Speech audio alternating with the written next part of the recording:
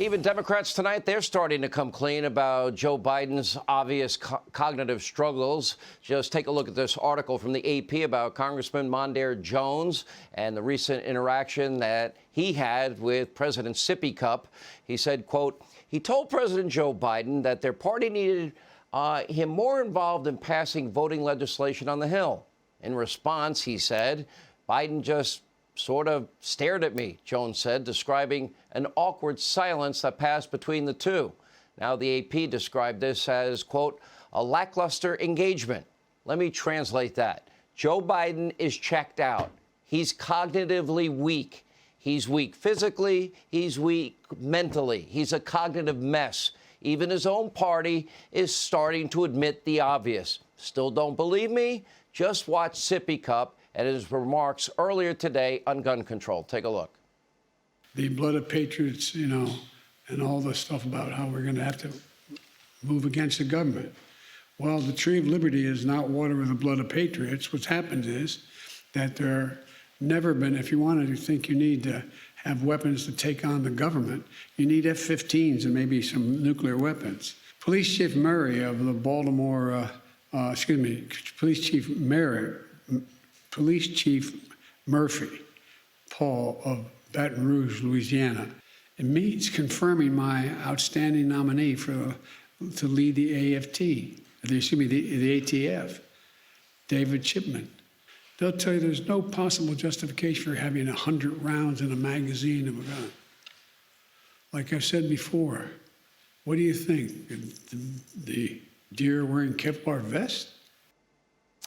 Does that seem like someone with the energy, alertness, mental capacity to be president of the United States? That's the hardest job in the world, because I've got to be honest, a lot of this isn't even funny anymore. Pretty serious. Here with reaction, Louisiana Senator John Kennedy. Senator, to me, this is not a matter of Joe's age. Look, I'll give you an example. Bernie Sanders.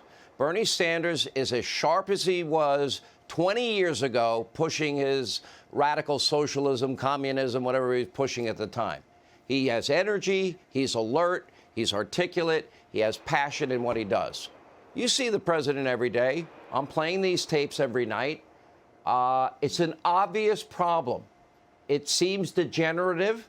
I would assume the pressures of the office might accelerate whatever's going on here. Dr. Ronnie Jackson thinks he needs a cognitive test. What are your thoughts? Well, Sean, I listened to the president's press conference today, and there were times when I was confused. Let me speak to the substance, though. I don't hate anyone, but whoever is advising the president on crime, and I don't know who it is, but whoever it is, his Secret Service name ought to be Butthead. I mean, why has Chicago become the world's largest outdoor shooting range? Why is it safer to walk down the streets of Mogadishu than New York City? Crime is not up, as the president seemed to indicate today, because of inadequate background checks. Crime is up because many, not all, but many members of the president's own party believe in defunding the police. They ran on it, and in many cities they've done it. Crime is up because many members of the president's own party want to turn cops into social workers. Crime is up because many members of the president's own party think all cops are racist, including apparently the African-American police officers. Crime is up because many members of the president's own party think that when a cop shoots a criminal, it's always the cop's fault. But when a criminal shoots a cop, it's always the gun's fault. Now, most people in America know that, and we're not going to get in control of this crime situation until we do three things, until President Biden does three things. Number one, fund the police, give them their money back. Number two, let cops be cops, let them do their job. Now, if they misbehave, if they don't follow the law, punish them, hold them accountable like we did with Derek Chauvin. But most cops follow the law. And number three, we're going to have to do what Mayor Giuliani and Mayor Bloomberg did in New York City, and we're going to have to do it in all the major crime areas. We're going to have to bring back stop, question, and frisk, and apply it in a racially neutral manner. It is perfectly legal. It has been used for years. Chief Justice Earl Warren wrote the opinion in 1968, a case called Terry v. Ohio, that says it is perfectly legal to stop, question, and frisk if you do it in a racially neutral manner. And until we do, though, I mean, this business of the confusion from the press conference and this business of background checks, and I mean, it's just drivel, and I think most Americans know it.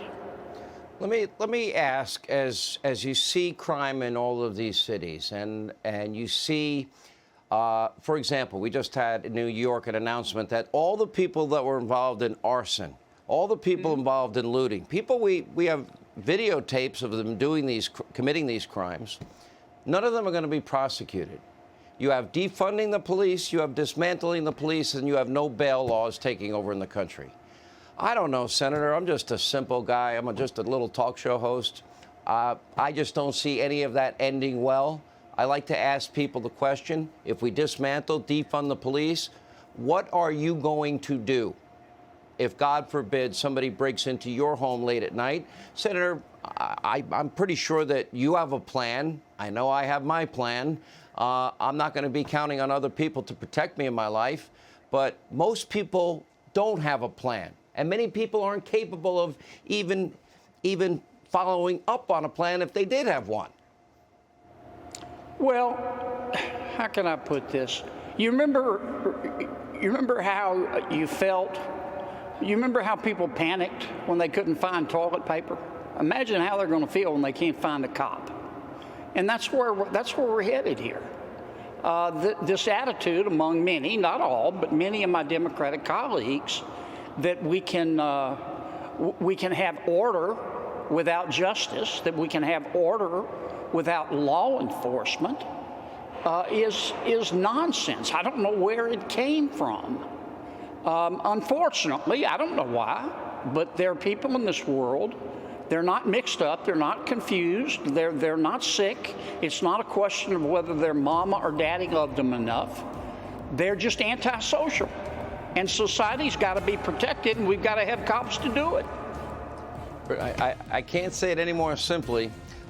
You've done a great job for the people of Louisiana, Senator. We're supporting and following closely your re-election race in 2022. Thank you for being with us.